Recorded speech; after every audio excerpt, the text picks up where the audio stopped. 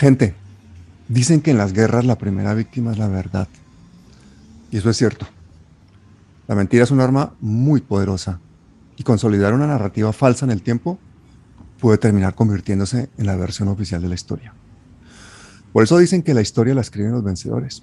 Y Colombia es un buen ejemplo de eso. Somos un país en el que hasta 5 meses antes de este momento nunca había gobernado a la izquierda. Y somos uno de los países más desiguales y más violentos del mundo. Un país dominado desde hace siglos por una oligarquía que en los últimos 70 años se volvió especialmente asesina y además intocable. Intocable mientras sea útil a los intereses comerciales de Estados Unidos y de Europa. Pero el problema colombiano no es único. Miren, por ejemplo, lo que está pasando en Perú en estos días. Por eso es tan importante que Latinoamérica se una a defender sus intereses y su soberanía. Y para eso hay que educar a la población. Educar a la población desde los medios alternativos. Porque desafortunadamente los grandes medios pertenecen a los mismos que a cambio de enriquecerse no dudan en convertir a sus países en patios traseros llenos de pobres. Tampoco dudan en matarlos, en someterlos con toda la brutalidad de la fuerza y con algo que es más barato y más efectivo, el poder anestésico de las mentiras. A ese enorme desafío se enfrenta en este momento el gobierno de Gustavo Petro, el cual no ha demostrado tener una estrategia clara de comunicación ni antes ni después de las elecciones. Afortunadamente los medios alternativos, los movimientos sociales y la ciudadanía a través de las redes sociales básicamente, pues redoblaron sus esfuerzos e hicieron realidad unas protestas sociales en las que se perdieron muchas vidas, pero que nos dieron esa ventana de oportunidad que vive el país actualmente. Un sueño que puede terminar mal si se produce una remontada brutal de la derecha, como ha sucedido en otros países latinoamericanos. Y si esas oligarquías consiguen hacer fracasar los cambios que pretendía llevar a cabo el nuevo gobierno, pues estamos en problemas, porque le pueden dar la vuelta a la situación. Y es que esos cambios son para sacar a millones de personas de la pobreza, para que tengan una vida más digna. No podemos permitir eso. La extrema derecha asesina colombiana se frota las manos con la inexperiencia en comunicación del nuevo gobierno. Y esa extrema derecha no va a ahorrar ningún esfuerzo en hacer fracasar este gobierno de Petro, y para eso necesitan poner una gran parte de la población en su contra. De eso se trata el programa de hoy. Un ejercicio de autocrítica, de sugerencias y de opiniones, con la presencia de un analista político y especialista en comunicación estratégica. Hugo Godoy, bienvenido.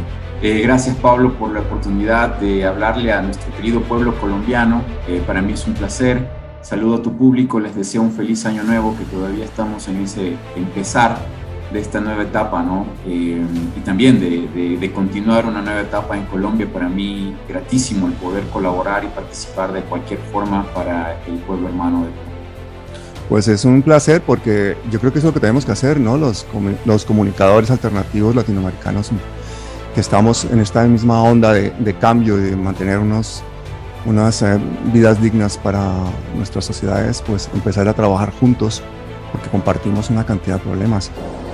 Que si nos le medimos a una doble calzada en el tramo Popayán-Chachahuí, pasando por Timbío y el Estanquillo, que ya no pasa por la falla, el sur tendría una doble calzada. ¿Por qué me atrae la idea? No la han hecho porque el flujo de tráfico no es tan alto, y vamos a decir la verdad, porque los vecinos de esa doble calzada es gente pobre. No es lo mismo la que hicieron Ruta del Sol 2, que pasa por toda la zona terrateniente del país, y mire con qué consecuencias, que la que pasa en medio de los indígenas, en medio de los negros, en medio del campesinado. Esta la dejaron, y esta es la más importante, porque si se hubiera hecho, nos articula a Suramérica, porque de ahí para allá es Ecuador, Perú, Chile, por Chile pasa Argentina, de Argentina pasa Uruguay, de Uruguay se pasa a Brasil. Pero a cierta oligarquía colombiana no le interesa mirar el sur, sino mirar mucho el norte. Le gusta más llegar a Miami que llegar a Lima, que llegar a Guayaquil, que llegar a Quito, que llegar a unir los pueblos del sur, intensificar los comercios, volvernos más hermanos. Y el sur tiene un pocotonón de gente. Es casi la mayor parte de Latinoamérica, lo que está de este punto hacia el sur. Luego, esa doble calzada no solamente nos sirve para que junte el sur pobre colombiano con todo el país más rápidamente, más dignamente, valorice las tierras del negro y de la negra y del campesino y de la comunidad indígena. Yo por eso quería como primera cuestión preguntarte, desde tu percepción allá en Ecuador, ¿cuáles son los errores de comunicación que ha cometido o que puede cometer el nuevo gobierno de Petro? Bueno, de comienzo la crisis empieza a darse cuando el equipo con el que empezaste, las personas de mayor confianza tuya, se empiezan a apartar, se empiezan a pelear, y esas rupturas del grupo, del primer anillo concéntrico de confianza, empiezan a abrir grietas, y a través de esas grietas se empieza a introducirse, se empieza a filtrar información por un lado, y por otro también se empieza a introducir a topos, les llamo yo, o estos falsos amigos, falsos colaboradores, que lo que están haciendo allí es infiltrarse para sacar información y para destruir la estructura organizativa, orgánica, más claro, desde adentro, ¿no? Y eso le ha pasado casi a todos los gobiernos que tú has visto que últimamente han tenido dificultades de gobernabilidad, ¿no? Lo intentaron de hacer con Maduro, con Correa ocurrió, de verdad ocurrió. Sabemos del morenismo, ¿no? Es un ejemplo clarísimo. Tenemos el ejemplo de Perú con el presidente Castillo, que empieza desde el comienzo a resquebrajarse la estructura política que lo lleva al poder, ¿no? Con Perú Libre, las peleas con Perú Libre, etcétera, etcétera. El primer gabinete, que era el que tenía que gobernar, simplemente le impidieron hacerlo. Y de allí sucesivamente lo mismo hemos visto en muchos lados. En el caso de Bolivia últimamente también vimos que la mediatización se dio respecto a la supuesta ruptura de relaciones entre Lucho Arce y el expresidente Evo Morales, ¿no? Entonces, yo critiqué en mi análisis durante campaña las peleas internas o el quemar a algunos colaboradores en beneficio de la limpieza de la campaña de Gustavo Petro, ¿no? Yo ahí vi un error comunicacional y también una ruptura dentro de la estructura cercana. Ciertamente hay mucha alianza que llevó a Petro al poder, o sea, un conglomerado de movimientos de izquierda y también de otro tipo de grupos. El caso de Lula es igual. Pero si bien es cierto, eso es un peso muy grave, este tema de las alianzas de pasillos secretas, que Semana trató de divulgar, buscaban de alguna manera la infiltración de quiénes eran esos eslabones débiles de la cadena de seguridad de Petro. No lograron su objetivo, pero lo intentaron y lo van a seguir intentando. Este juego recién empieza. ¿Viste lo de las chuzadas al grupo de Petro por parte del grupo de narcóticos que estaba en Holanda, ¿no? Trabajando con la DIPOL colombiana, con ayuda de los organismos internacionales, y son los que realmente, esa es la historia, ¿no? de Colombia, esta es la historia de las chuzadas del DAS y todo este espionaje de Estado en el que estaban implicados el gobierno anterior. De comprobarse todo esto, yo creo que sería una buenísima oportunidad para que el gobierno actual tenga realmente toda la fuerza de aplicar la ley como tiene que aplicarla y llevar a muchísima de esta gente a la cárcel, porque son realmente cosas bastante graves que en el pasado han costado muchísimas vidas, muchísimo sufrimiento. Las chuzadas del DAS, la estigmatización de líderes sociales y de políticos y de periodistas, es la historia reciente de Colombia, en las que miles de vidas han quedado por el camino y que estuvo a punto de truncar esta ventana de oportunidad que tenemos ahora. No sé qué opinas de estas chuzadas de Estado por parte del gobierno anterior a la campaña de Petro. Bueno, lo que pasa es que ya la prueba evidente se la publicó durante la campaña para afectar el equipo, nuevamente el equipo cercano de Petro. Lo que hicieron en Semana era la misma estrategia que tiene dos aristas, ¿no? La primera es provocar la desconfianza. Con la publicación, lo que hacían era provocar la desconfianza, que se rompa el círculo de confianza de Petro, el que estaba manejando la campaña y lo estaba haciendo bien. Si despedían, por ejemplo, al jefe de campaña, quien estaba en el tema redes, o si había una discusión entre este grupo y la esposa o el círculo íntimo de Petro, hubiera provocado un desfase, una desorganización que hubiese afectado a la campaña. Esa fue la primera, no lo lograron. Y la segunda, obviamente, es desprestigiar en el votante de a pie la imagen del candidato o de la candidatura, ¿no? De la candidata a vicepresidente y del presidente, ¿no? En ambos casos sí lograron bastante disminuir los votos, pero de todas maneras no fue suficiente como para lograr que se revirtiera la tendencia, ¿no? Que desde antes de la campaña electoral era muy fuerte a favor de Petro. Eso mismo hicieron contra Lula, eso hicieron con Arauz en Ecuador y lograron su objetivo porque Arauz no ganó las elecciones, ganó Lasso, aunque yo creo que hubo fraude electoral ahí. La izquierda, yo siempre le digo a los candidatos de izquierda que para ganar una elección en nuestros países, desde México a la Argentina, la izquierda tiene que ganar con un margen del 15, 18% por lo menos. Si tú tienes superas a tu rival por un 3, 5, 7, 8%, te la cruzan en el sistema electoral, en las votaciones. Es fácil ocultar 3, 5, 7, 8% de votantes, pero cuando ya tienes, como le pasó al presidente de México, más del 20% de votación, etcétera, es más difícil. Es probable que el caso de Lula ganó con mucho más votos, pero se los ocultaron y es muy difícil borrar del mapa 10%, ¿no? Puedes borrar un 7, 8 y al final el candidato todavía tiene un 2, 3% para ganar, ¿no? Y son esos pequeños márgenes de victoria. Por eso le digo a los candidatos y le decía al equipo de Arauz, yo no fui el asesor de la campaña, pero cuando ya se estaba cayendo todo, sí me reuní con ellos, nos insultamos mutuamente, me dijeron infiltrado de la otra izquierda, de la CONAIE, de Pachacuti, porque he tenido de clientes a ellos en el pasado, pero sí nos insultamos mutuamente porque no estaban haciendo lo adecuado, ¿no? Estaban siendo reactivos, no proactivos. Entonces creo yo que sinceramente, lo que se está dando en Colombia en este momento es llevar a la legalidad del proceso de demostrar que eso ocurrió y que debe tener una sentencia legal lo que se hizo, ¿no? Porque la prueba es real. Semana lo publicó, Vicky Dávila lo habló por semanas, por días, este personaje nefasto que debería estar en la cárcel, creo yo, en Colombia, por varias razones, y trabajaron muy duro esa estrategia. Nuevamente, lo que yo te mencionaba, ¿no? Cómo utiliza la CIA el proceso, ¿no?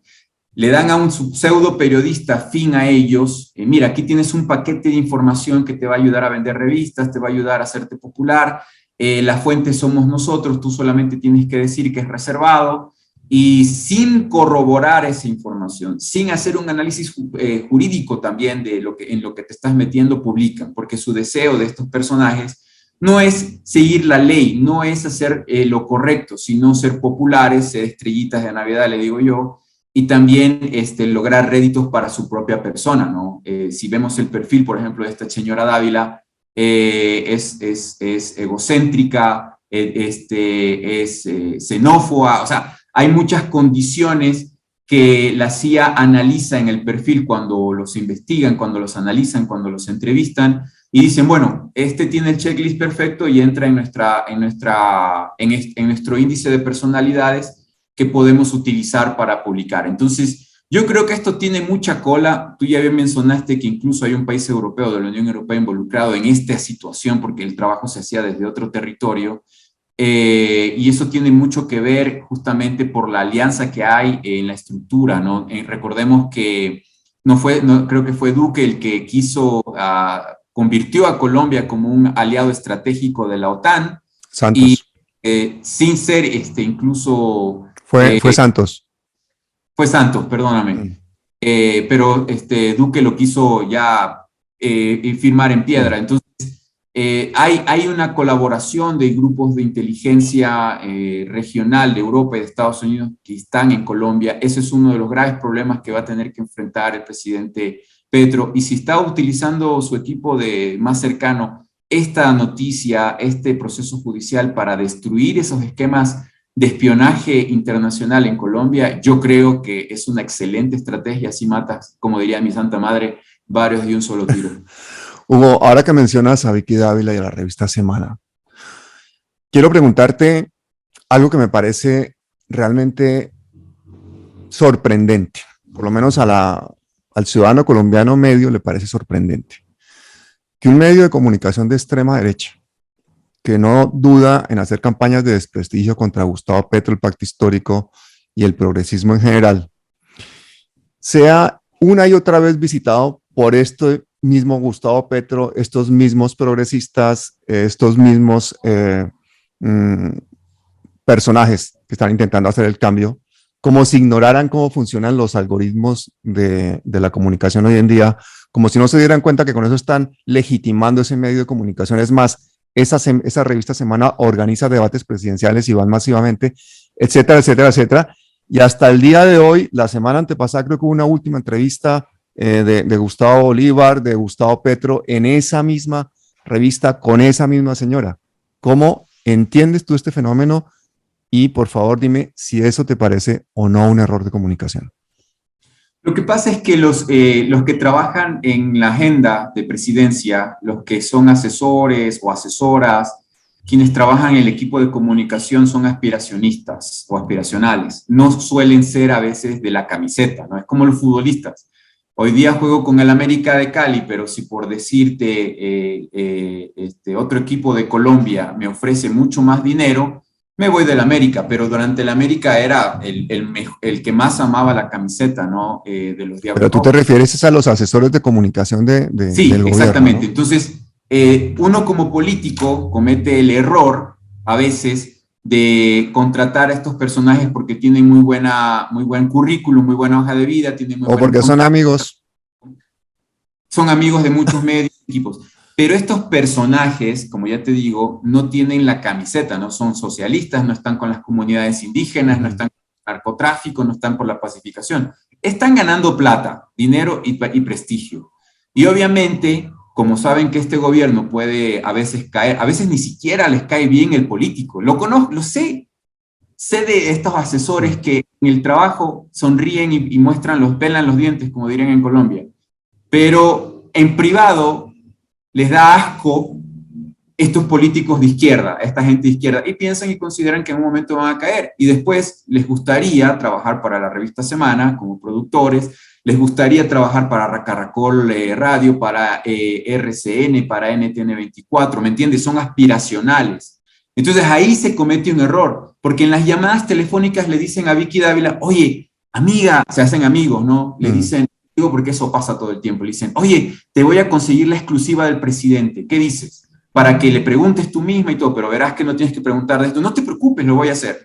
Entonces, allí se involucran al político en algo nefasto, algo devastador, porque el político, en cambio, no tiene una política dentro de la comunicación de su gobierno fija respecto hacia esos medios de comunicación, que sí la tiene, por ejemplo, el presidente de México. Él dijo, bueno, yo voy a hacer las maneras.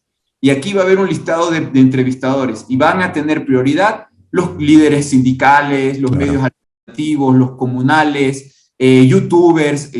Tienes que hacer un proceso con el sistema de comunicación del gobierno de México, de Palacio, para que te puedan invitar, para que te puedan permitir hacerle una pregunta en alguna de las mañaneras que se pronuncian, que se realizan toda la semana en México. Pero él no le va a permitir estar, por ejemplo, con la Reforma o qué sé yo, con Bloomberg México, etcétera, etcétera. Él no va a ir a esos medios porque sabe que primero vas como oveja al matadero y segundo son tus amigos comunicacionales. Y él destruyó el potencial enlace que podía darse de estos empleados de medio rango con el término chayoterismo, con el asunto de chayoteros. Lo primero que hizo llegar al poder es, el día de hoy, esta es la lista de los chayotes, o sea, chayote traducido para nosotros en Sudamérica sería aquellos pauteros, aquellos comunicadores o medios de comunicación que hacen propaganda y les pagan por eso y que han vivido del Estado mexicano, en el caso de México, por la pauta, por la propaganda de las gobernaciones o del gobierno central, etcétera, etcétera. Él dijo, esta es la lista que ganaba mucho dinero con el gobierno anterior y yo ya no les voy a dar dinero absolutamente a nadie y se acabó. Y si quieren preguntarme algo, vengan aquí a las mañaneras. Eso no ha hecho el presidente Petro en el momento. Eso lo descubrió Correa ya muy tarde, porque Correa cometió ese mismo error. Ya te digo, por mi experiencia te digo, ese error lo cometió Correa en los primeros 6 años. iba a sus ministros y les daban golpes terribles, los destruían,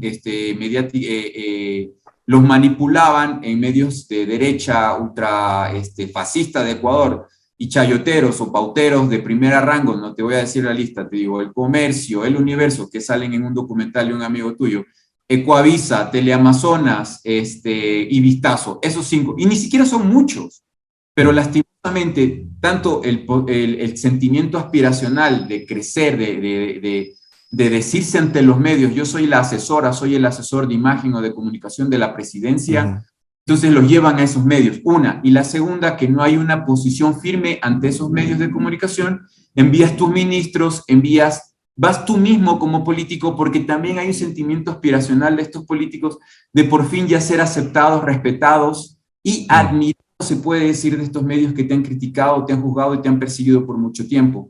Porque esos medios pertenecen a la oligarquía, a la plutocracia de tu país, y sea, como ahora ya eres presidente, ahora te tienes que reunir con las cámaras de industriales, con la Cámara de Comercio, con la Embajada de Estados Unidos, porque eres el hombre en el poder, ya no eres el segregado, el denigrado, el líder sindical, el terruco, como le dicen en Perú, el rojo, como también te pueden llamar, o lo que sea. Ahora ya estás en el poder y quieres demostrarles que los venciste, que les ganaste. Entonces tienes un conflicto de egolatría y también ya entrando al tema más psicológico del personaje, y obviamente se ve ese sentido de que en tu cancha te quiero ganar, pero eso es ego, y lo que estás haciendo simplemente es darle herramientas de información a dicho medio de decir que te puede aún pisotear, te puede aún ganar, ¿no? Petro ha cometido un gravísimo error comunicacional al ir a la revista Semana en varias oportunidades. La misma revista Semana fue la que publicó esto de los pinchazos de las comunicaciones de su equipo de seguridad. Solamente eso significaría que yo jamás permitiría que darle la oportunidad de un diálogo, de una comunicación. Además que, si yo cometo el error de caer en su juego, de las preguntas de doble sentido, de la ofensa ante las cámaras, y me enojo, como le pasó a Correa en varias oportunidades, tienen esa información, tienen ese material audiovisual, porque las imágenes hablan más que 1000 palabras, lo editan, lo trabajan, y después empiezan a decir que eres irascible, que eres impulsivo, que eres autoritario, que eres, cualquier terminología o apelativo para ir hacia la modificación de tu imagen de demócrata, hacia un dictador, ¿no? Y hacia eso van. Lo mismo eso pasó exactamente lo que estás describiendo sin decir los nombres en Colombia, en una entrevista que le hizo Vicky Dávila a Petro, en la que ella se dio el gusto de enfurecerlo, después de que él estuvo haciendo una entrevista brillante, dando contexto, contando cosas, muy generoso de su parte.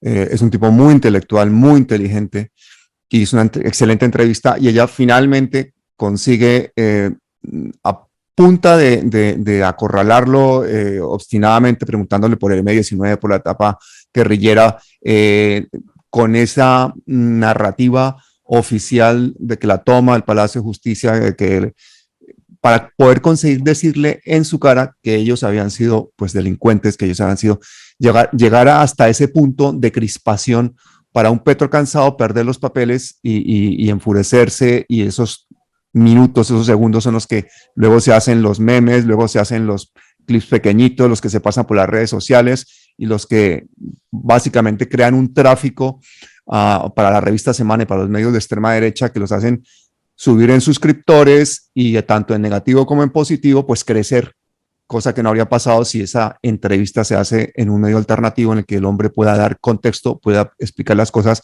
y no tenga delante de sí a una hiena intentando sacarle los ojos. Eso que estás diciendo tú pasó en Colombia. No sé si tú has visto esa entrevista. Y mira que no vi la entrevista, pero sé que él estuvo con Dávila sentado a hablar del tema. Pero te hago otro ejemplo claro que incluso lleva al golpe de Estado en Perú. Como Castillo no tiene, como tú bien dices, una política de comunicación correcta, y ha tenido malos asesores, etcétera, etcétera, y también él no conoce de comunicación, aunque le cayó del cielo la presidencia, aceptó una entrevista con Rincón, el de CNN, que yo llamo Se Engaña, con las mismas siglas de ese medio. Y Rincón logra tener un diálogo con con Castillo en el Palacio Presidencial, allá en Miraflores, y lo manipula tanto que en un momento que le logra la confianza al presidente, el presidente dice, sí, ciertamente yo no tengo la experiencia de ser presidente y estoy aprendiendo. Eso lo utilizaron todos los medios que están en contra de Castillo, que son casi todos. Les dio el titular. Que son privados en Perú, para decir que es un hombre no preparado para la presidencia y por eso había que sacarlo. Claro. Ciertamente Petro y a su equipo, yo no participé en la campaña electoral para su presidencia. Entiendo y respeto muchísimo a ese equipo porque ha logrado algo trascendente, en el sentido de que lograron algo que no se había dado, como tú bien lo mencionas, en la historia republicana de Colombia nunca. Tuvimos un flash de luz ahorita de electricidad aquí en este sector. Pero más allá de eso, creo que no hay que inflar mucho los humos del equipo. Ciertamente han logrado, ellos son el comienzo, pero Petro y su equipo tienen que regresar al pasado.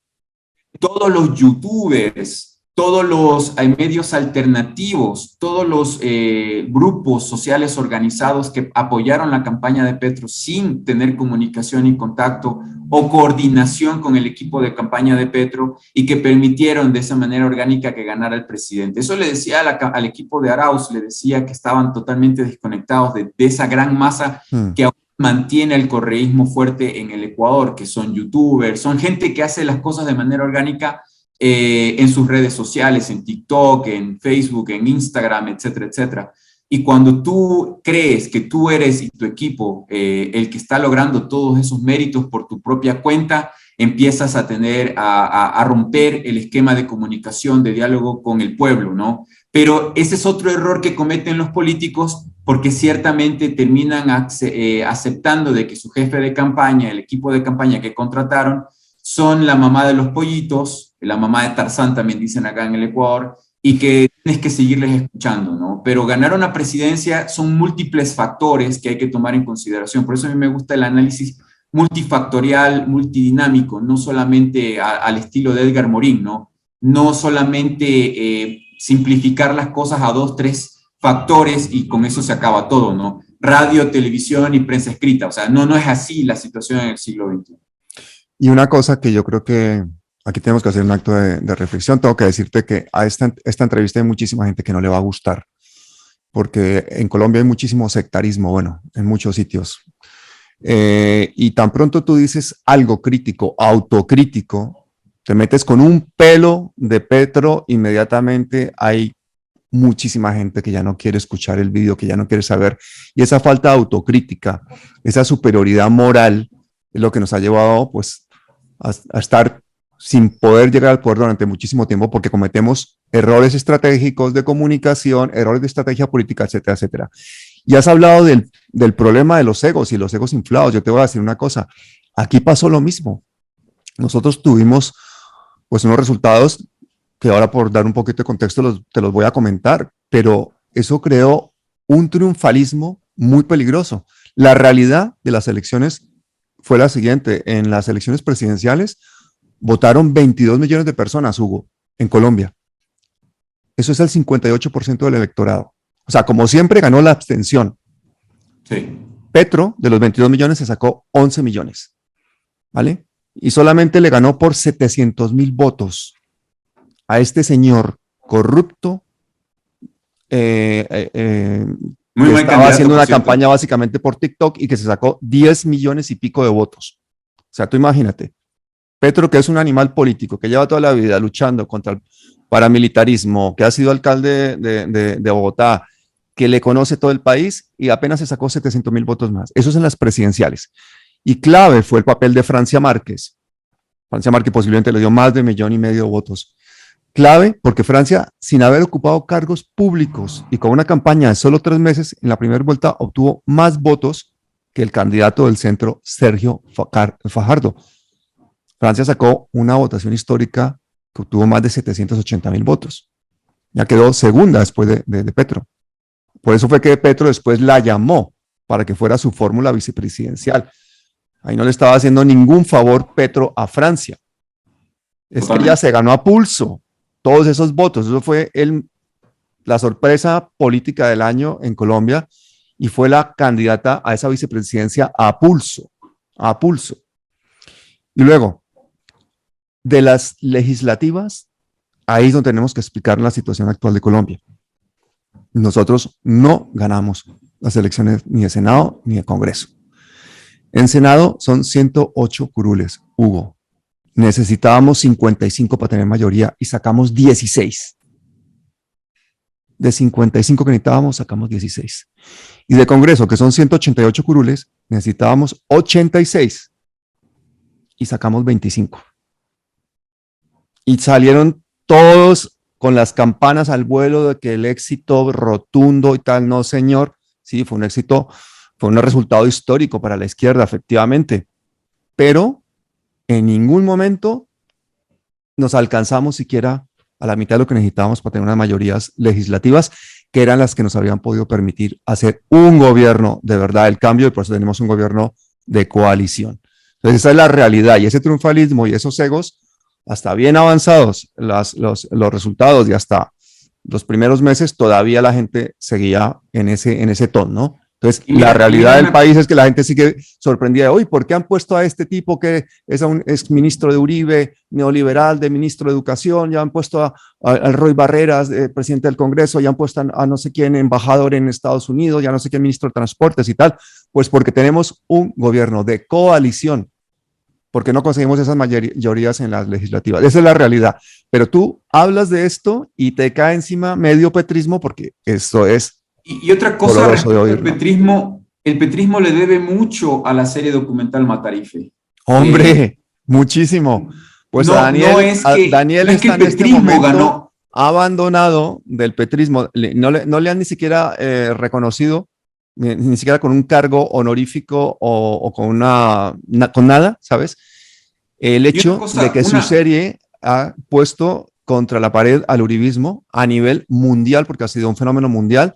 Exacto. Daniel Mendoza es amigo mío. Daniel Mendoza le acaban de operar del corazón. Daniel Mendoza se está recuperando solo en el exilio, viviendo al día, totalmente ignorado por el gobierno actual. Y peleando contra la peor mafia asesina. Peleando contra la peor mafia asesina del país.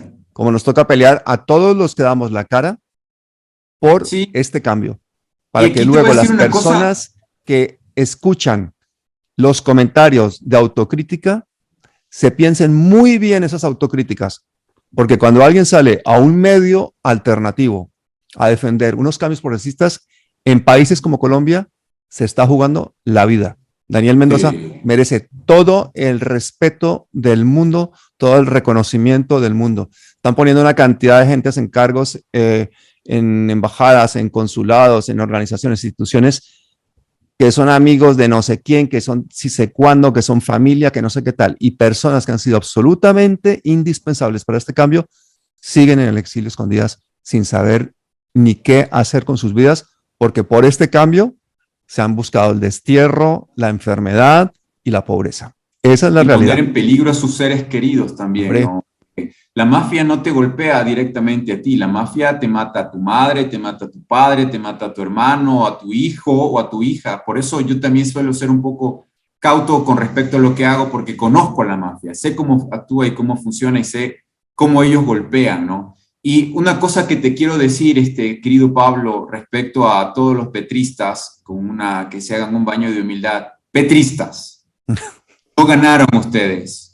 Ganó el antiuribismo en Colombia. Eso es verdad. Ganó el antiuribismo. Y si no hubieran tenido una Francia Márquez, perdían. Perdían las elecciones, porque Petro no es buen candidato. Orgánicamente no sabe hablar, no sabe transmitir, no tiene tampoco el discurso de tarima que yo suelo decir y que suelo practicar en los candidatos cuando les falta el poder comunicar. Pero llenaba plazas en Colombia, ¿eh? En eso difiere un poquito de ti. A mí me parece que él como orador y como político para Colombia ha sido un antes, un después. De hecho, yo le criticaba mucho esas entrevistas que hacía en los medios de comunicación en las que el tipo se ponía a hablar como en piloto automático. De hecho, lo veías hasta dándole al micrófono y mirando para arriba y echándose para atrás en la silla y unos monólogos larguísimos y decía, pero por favor, esto no no es un fenómeno de comunicación como el que se necesita, pero el tipo se sube en una tarima, en una plaza, y efectivamente es otra cosa, es todo un personaje, ¿no? Una puesta en escena muy importante. En eso difiero un poquito contigo. Y en otra cosa que difiero que dijiste antes, perdona, una cosa que difiero que de Correa, antes, ¿no? De Correa, de Evo y de Chávez. Y claro, esos ya son superlativos. Bueno. Claro, estos son ya fenómenos. Pero digamos, si hay algo que yo agradezco de verdad de tener en este momento a Petro, es que por primera vez tenemos una persona de una dimensión intelectual a la que le cabe el país en la cabeza, como decimos los colombianos, que tiene realmente un conocimiento profundo, que además es un economista brillante y que tiene una apertura de mente que ha demostrado, porque precisamente en este canal hicimos muchísima pedagogía social. La actual ministra de Salud, Carolina Corcho, invitó a Petro, a los otros candidatos, a una serie de pedagogías, a una serie de reuniones en las que junto con expertos en los diferentes temas se trataban los temas importantes del país. Y Petro tiene la apertura de miras de escuchar y escucha bien. Y luego piensa, actúa y no siempre en consecuencia, porque seguramente con un gobierno de coalición no puede uno actuar en consecuencia de todo lo que quisiera, pero sí es una persona que ha cambiado, digamos, el nivel del discurso político en Colombia. Porque no tenía con quién en las discusiones con los otros candidatos, no tenía con quién discutir. No tenía, o sea, los volvía polvo. De hecho, hubo gente que no se presentó básicamente a los debates. El que ganó los 10 millones de votos no se presentó a ningún debate porque es que no podía. Imagínate, ante Petro, o sea, se escondían, les daba miedo. Lógico.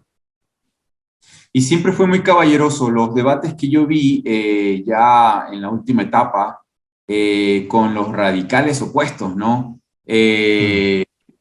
Siempre, o sea, yo estoy más acostumbrado a los procesos de cambio político, social en los países de donde he trabajado y estado, que han merecido realmente la confrontación fuerte izquierda versus derecha. Pero en el caso de Petro, yo veía incluso en algún debate que incluso él cedía muchísimo. Él dijo, bueno, yo no me voy a presentar más. Si quieren que no me presente, entonces yo prometo a Colombia que ya no me reelijo, ¿no? En el caso de que me fuera bien.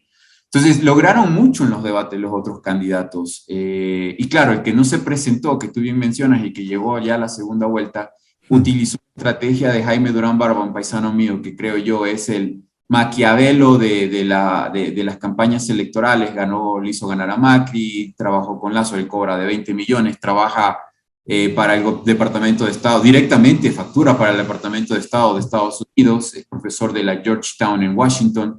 Y el tipo ha manipulado elecciones al público, más que nada en muchos lugares, ¿no? Él considera al votante como monos, como simios. Utiliza los instintos para poder manipular a la población. Y uno de esos instintos es recomendarle al candidato, cuando simplemente es un negocio, no te presentes a la campaña, no te presentes al debate, ¿no? Y eso pasó con el candidato número 2, que prácticamente lo obligaban por la ley a hacer un debate, ¿no? Pero Moreno nunca se presentó en debates, por ejemplo, ¿no? En el caso de aquí de Ecuador se exigió por ley que Lazo y Arauz hicieran un debate, y Lazo estaba asegurado atrás por Durán Barba, que con apuntador le decía cómo atacarlo psicológicamente al rival, un chico como Petro, ¿no? Académico, estudiado, de suave, pausada, diálogo, dialecto, respeto. No alguien que viene del gremio de atrás, no un sindicalista, no un dirigente campesino, como lo es Francia, como lo es Lula. Entonces, vemos debates distintos, ¿no? Y claro, lo destruyeron, lo acabaron a Arauz, ¿no? Con el tema de hablar Y a mí me gustan las campañas educativas. A mí me gusta que mis candidatos, las propuestas, ayuden a la sociedad para que se instruya y por las campañas entiendan qué es lo que le hace falta a su nación, a su comunidad, a su territorio, cuáles son los derechos que son vulnerados porque el Estado no los cumple. Me gusta que los candidatos hagan eso, que se metan en YouTube, que empiecen que presenten propuestas con fechas, con temática, no solo retórica.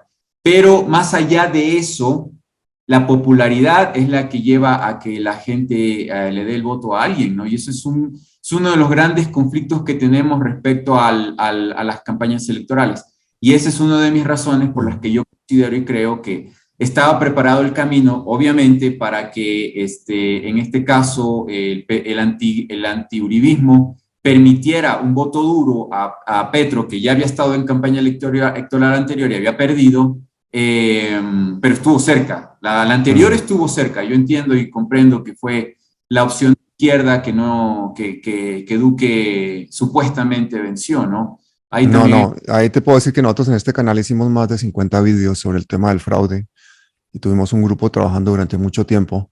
De hecho, nos echamos de enemigo a buena parte del pacto histórico porque incluso nuestro amigo Gustavo Bolívar salió a decir, por ejemplo, que se habían reunido con el registrador y que les iban a dejar ver los software de la registraduría y no sé qué tal, y que estaban todos de acuerdo y no sé qué tal, el nombre del pacto histórico, cuando el registrador es un delincuente básicamente y les iban a dejar ver era el software de datos consolidados y ellos desde el desconocimiento se habían dejado embaucar. Entonces nosotros tuvimos que irnos a hacer vídeos, a mostrar todo el fraude que habían hecho en las consultas, la corrupción, en las anteriores elecciones, toda la compra de votos, toda la compra masiva y todo el fraude electoral masivo que se hace, por ejemplo, en la Florida.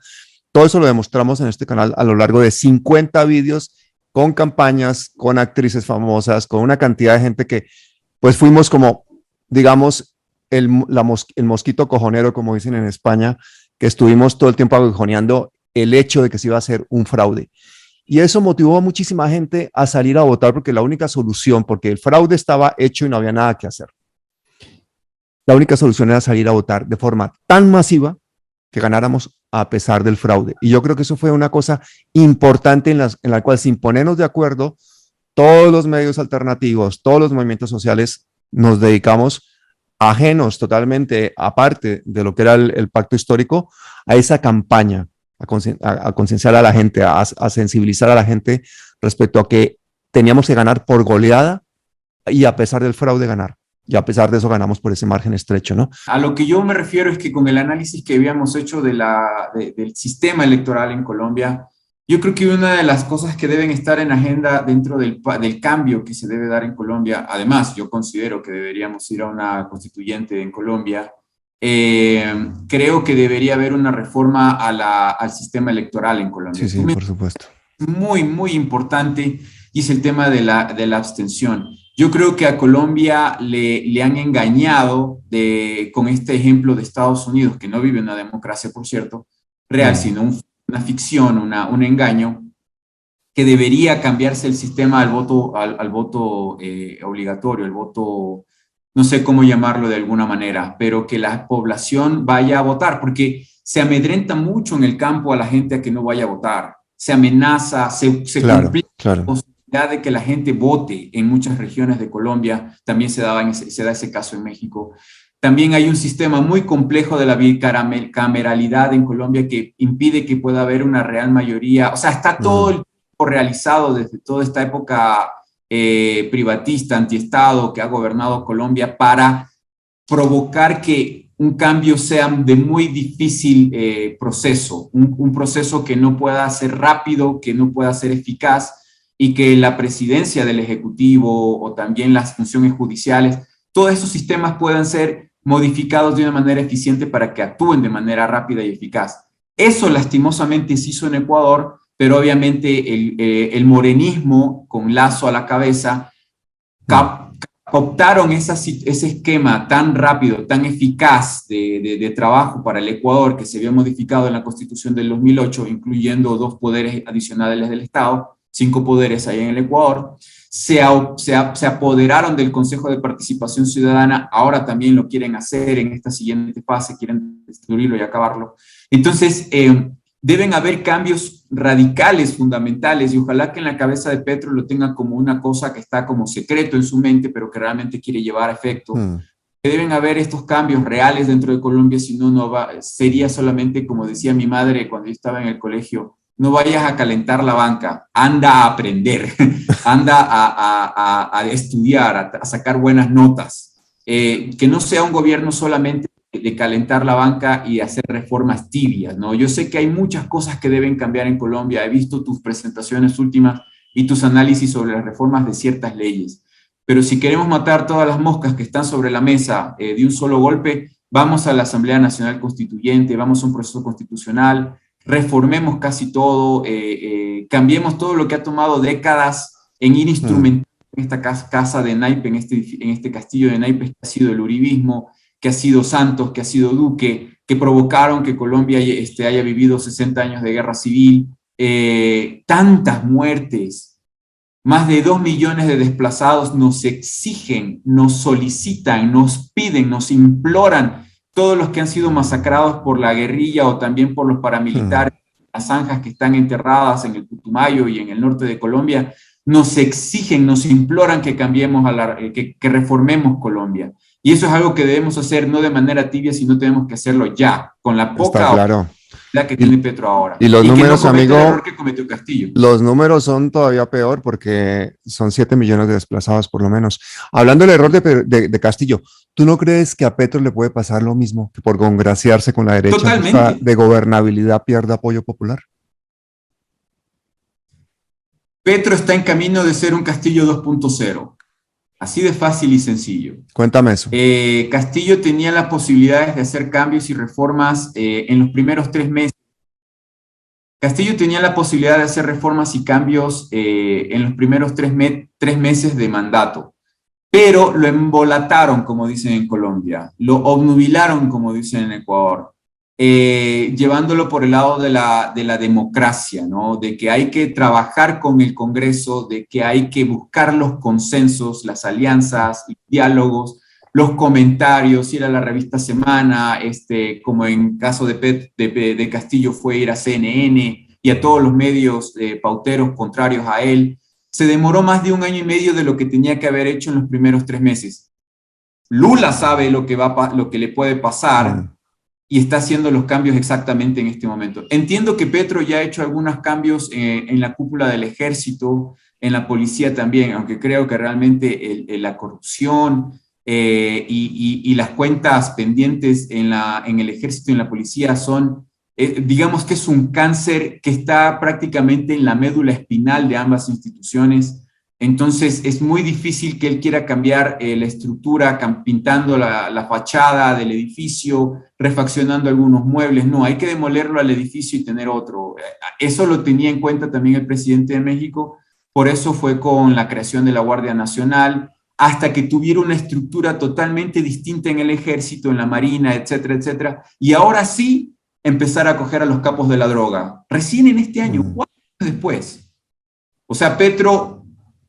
Y claro, el presidente de México ha querido hacer las reformas, ha querido cambiar la estructura, haciendo esta analogía de la arquitectura y de la ingeniería, ha querido ir cambiando las partes, pieza por pieza, etapa por etapa, proceso por proceso, mientras que Rafael Correa lo hizo del 2007 al 2008. Nos vamos a la Asamblea Nacional Constituyente, todos nos vamos a la casa y después vienen las elecciones y a ver si ojalá las ganamos para seguir el proceso. Y eso fue algo maravilloso, algo que también funcionó en Bolivia, y permitieron cambios monumentales en la Constitución, en la estructura política y social de Bolivia, que ha permitido que después de un golpe de Estado que se dio en el 19 en Bolivia, se retomara la estructura que se había creado en 1 año prácticamente, ¿no? Y con mayor contundencia. Entonces, esos procesos se dan simplemente si es que tú haces acciones contundentes. Si tú que eres médico lo entiendes mejor, ¿no? Los paliativos provocan que la enfermedad simplemente vaya aumentando, provocando que el cuadro clínico, haciendo la analogía de tu profesión, se complique, se empeore y después sea imposible de regresar y el paciente simplemente se muere. Entonces, de la misma manera, Petro tiene entre 3 a 6 meses para hacer cambios radicales, estructurales, y tú hablaste de uno que es fundamental. El Senado y el Congreso de Colombia no están totalmente a favor como para que él pudiera hacer las reformas apropiadas. Creo yo que hay muchos paliativos, por ejemplo, el caso de la JEP, ¿no? de esta coyuntura para buscar la pacificación o la justicia en Colombia no es suficiente. Y yo pensaba, ¿quiénes son esos líderes gremiales, sociales que están dirigiendo o comandando estos procesos de la verdad en Colombia? Tibios casi todos. Y por ejemplo, tú tienes una persona que se la ha jugado la vida entera con el tema de Matarife y ni siquiera ha sido consultado, llamado como para también dar su versión, tenga la seguridad de poder sacar los trapos sucios o los cadáveres que tienen el placar, el uribismo, que no solamente es Uribe, ojo, son un montón de personas bien enquistados, bien relacionados, bien manejados y que están todavía libres en las calles de Medellín, en las calles de Cali, en muchas ciudades de Colombia, y que están libres y tranquilos porque el status quo, este pacto que están buscando de lograr con Petro, de que el gatopardismo, ¿no? Vamos a decir que vamos a cambiar todo, pero al final no cambia nada, van a provocar que Colombia se alce, que se dé una guerra civil. Perú ya tiene 50 muertos. Petro, ¿tú quieres que Colombia tenga la misma cantidad de muertos y como más de 1000 heridos, presos y que vuelva la guerra civil en Colombia? Porque nos olvidamos, dicen, Vicky Dávila dice y otros dicen, bueno, como en un documental que me mostraba, es que las guerrillas son terroristas, como le dicen en Perú. ¿Pero qué formó las guerrillas? ¿Qué provocó estos procesos sociales que llevan a un campesino a tomar un arma y saber que está decretando su declaración de muerte ante un poder constituido y constituyente? Entonces, Petro le toca esta etapa que en el lado opuesto de la ultraderecha, por ejemplo, en el caso de El Salvador, sin hacer reformas políticas y constitucionales, una persona toma los poderes absolutos en El Salvador para erradicar y acabar con el tema de las pandillas en El Salvador, ¿no? Que también tienen una realidad, un proceso, una razón de ser. Entonces, yo creo que este aspiracionismo de Petro de ser aceptado por el último colombiano del país, desde la plutocracia hasta el campesino más de adentro, tal vez porque le duele solamente haber tenido 11 millones de votos, quiere lograr más aceptación, ser aceptado, ser querido se podría estar convirtiendo en lo que en México se llama como la izquierda coctelera, la izquierda mermelera o la izquierda de caviar, ¿no? Que le dicen en Argentina. Entonces, Petro no te debilita, no, yo lo he visto ya muy suavizado, no parece un exguerrillero. Lo siento que yo sea tan crítico, pero yo veo un proceso de degeneración del proceso de cambio que incluso podría llevar a una ruptura. Vamos a ver cuál es la relación. Yo creo que el primer síntoma diagnóstico sería la relación entre Petro y Francia. Si vemos un distanciamiento entre Petro y Francia que se va prolongando a lo largo y se va ampliando a lo largo del gobierno de estos 4 años, como pasó entre los Fernández en la Argentina, entonces vemos un pacto interno, unos topos, vemos un ganar todo para no cambiar nada, una izquierda relajada, una izquierda suavizada a lo largo de años y de décadas, que al fin y al cabo por fin llega al poder, pero termina desilusionando al votante. ¿Y qué pasa con el votante? Después la derecha viene y dice, mira, ¿viste? Votaste por la izquierda y la izquierda es lo mismo que nosotros. Te engañaron, la izquierda no sirve, la izquierda no vale. Vota por mí, la derecha de siempre.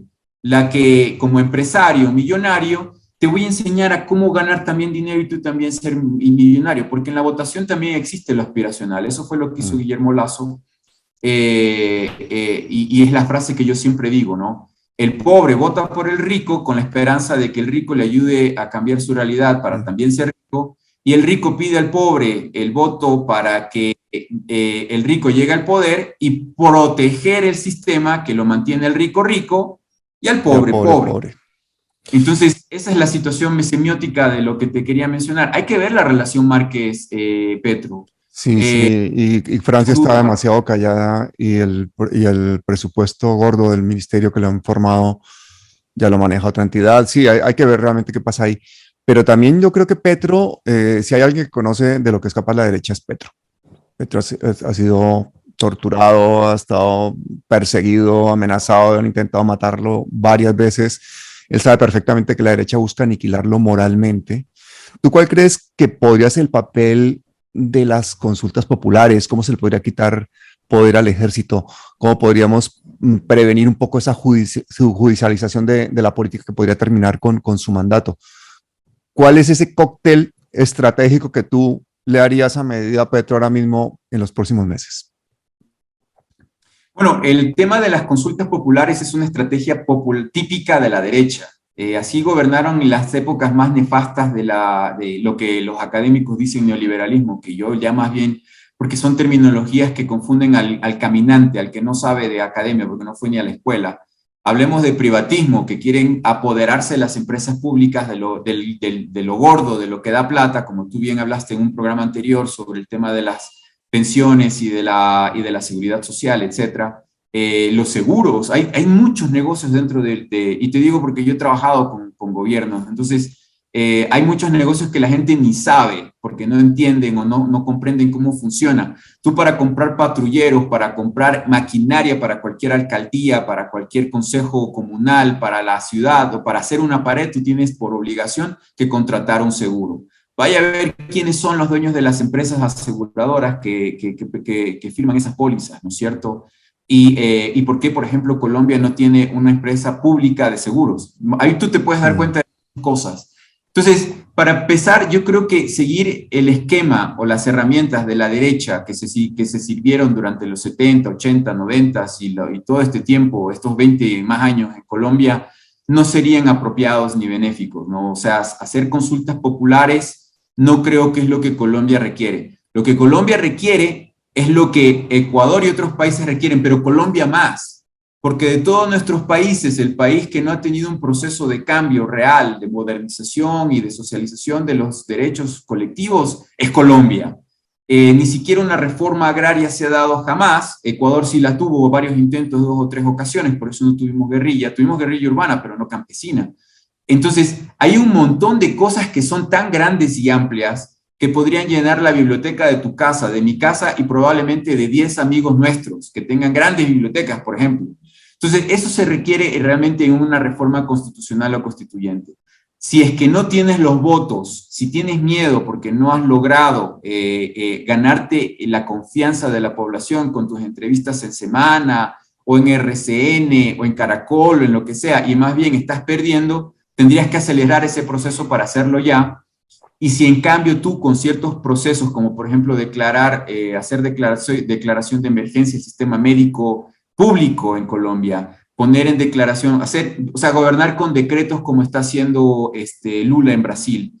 Yo declaro en emergencia esta parte de lo público porque realmente no estamos brindando lo que se debería, por ejemplo, la educación, la seguridad, hacer cambios que no necesito pasar por el Congreso, por el Senado, porque ahí me voy a pantanar, me voy a estancar por meses, años, y probablemente se van a empezar a dar con actos de corrupción, porque me toca negociar con los congresistas, con los políticos que no son de mi línea, y me van a pedir algo a cambio. Y cuando yo empiezo a ceder, esos mismos políticos o funcionarios que me piden la coima, me van a empezar a chuzar, me van a empezar a enviar información, le voy a dar espacio a la CIA, a la DEA, a quien sea, para empezar a destruirme en mi imagen, con cualquier cosa. Entonces, lo que se requeriría, si es que se pusieron la meta de mejorar su popularidad de aquí desde que gobernó hasta los 6 meses, que yo no veo que haya despuntado mucho, tengo que hacer acciones concretas, y yo eso lo llamo como la gobernabilidad a través o del escándalo o la gobernabilidad a través de las obras, ¿no? Tú, por ejemplo, puedes ver en el caso de Guillermo Lasso, él va a Colombia, va a Estados Unidos y empieza a soltar información y dice, bueno, es que hay candidatos del correísmo que están con el narcotráfico. Viene el embajador de Estados Unidos, Fitzpatrick se llama, y empieza a decir que hay generales de la policía del Ecuador que están con el narcotráfico. Entonces no estreno ninguna escuela, no hago ninguna reforma, no ayudo a obtener medicinas en los hospitales, pero sí le tengo a la población semana a semana hablando de escándalos de mi rival, de mis contrincantes políticos, de la oposición. Entonces, si yo gobierno así, que es fácil, no estoy haciendo nada, pero estoy ganándome dinero con corrupción, privatizando empresas públicas, etcétera, etcétera, esa es como gobierna la derecha. En el otro caso de gobernar con obras, si yo declaro en emergencia el sistema de sanidad colombiano, entonces quiere decir que tengo que hacer reformas, tengo que poner tiendas de campaña, tengo que hablar con China, tengo que hablar con Rusia, tengo que hablar con cualquier país para traer camiones de ambulatorios para meter hospitales en el campo, en alguna región del país, y hacer comunicación, que eso es otra cosa que Petro no está haciendo, ojo. La gran diferencia, o mejor dicho, lo que iguala a Petro y Castillo es que gobiernan en el escritorio desde el Palacio. En cambio, desde que ganó Chávez, empezó en las radios, empezó a hacer sus propios espacios de comunicación. Chávez hablaba semanalmente, Correa también lo hacía semanalmente. Las mañaneras de López Obrador, espectacular. La evolución de eso es López Obrador, que empieza a hablar todas las mañanas, se levanta a las 5 de la mañana, tiene un equipo de logística de comunicación adecuado y desde las 6 de la mañana transmite. Y la agenda de presidencia la manejan con las mañaneras. Y ahí le dicen, bueno, en una pregunta, vea, han pasado cosas impresionantes. Por ejemplo, un periodista que había sido amenazado de muerte, habría hablado con la fiscalía, en México te hablo, de su caso particular.